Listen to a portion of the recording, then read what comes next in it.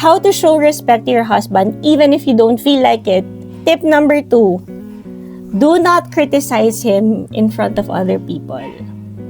Okay, protect his dignity. Kung nag-away man kayo, kahit inis ka na dahil minsan gusto mo nakakampi or gusto mo ng ranting partner or gusto mo ng friend na mararantan, just keep your mouth shut kasi it's not good for your marriage. Ako din, advice ko yun sa sarili ko kasi ang sarap ikwento minsan. Kasi hindi lang na pinapakita mo yung vulnerabilities niya sa ibang tao.